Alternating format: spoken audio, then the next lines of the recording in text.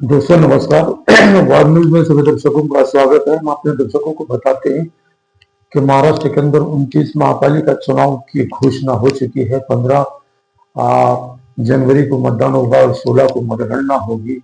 जिस तरह से चुनाव की हर राजनीतिक दलों ने अपने अपनी तैयारी की है और चुनाव के सामने यानी महापालिका के चुनाव के सामने सभी राजनीतिक दल अपने अपने प्रत्याशियों को और मैदान में उतारा है। कितनी चुनौती है नए उम्मीदवारों के सामने, नए प्रत्याशियों के सामने, जो नौसिखिया हैं, जिन्हें ज्ञान नहीं है महापालिका का, वो भी लोग चुनाव मैदान में है।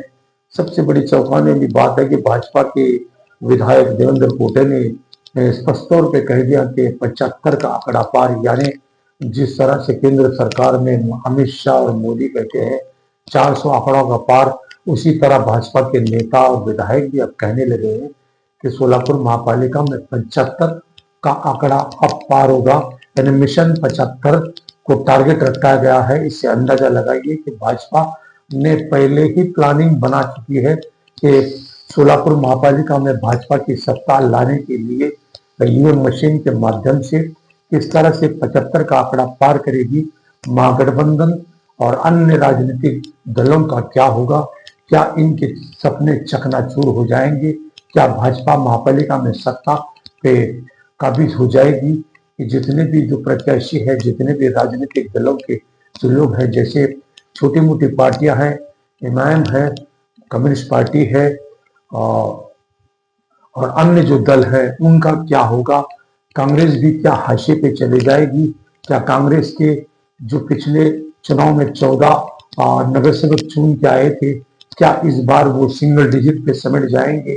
क्योंकि भाजपा की जो रणनीति रही है ईवीएम मशीन के माध्यम से, वो किसी तरह से भी हर पहलू, हर जिले में वो अपना कब्जा जमाना चाहती है। तो कितनी चुनौतियां हैं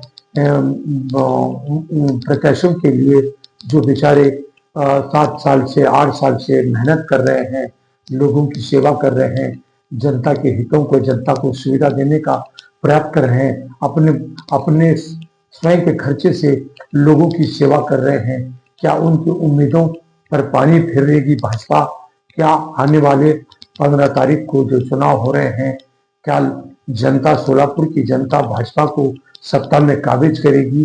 क्या जनता के विचारों को, जनता की जो धारणा है, जनता जो चाहती है, वो अपने मन पसंद की पार्टी को सत्ता में बिठाएगी? ऐसे कई सवाल, कई चुनौतियां देखने को मिल रही हैं। वार न्यूज की ये पहल है कि वार न्यूज ये चाहता है कि जितने भी प्रत्याशी हैं वो अपनी जनता के पास अपना संवाद जारी करे, जनता के सुविधा देने के प्रति वो अपने चुनावी घोषणा पत्र में बताएं। देखते रहिए वार न्यूज। धन्यवाद।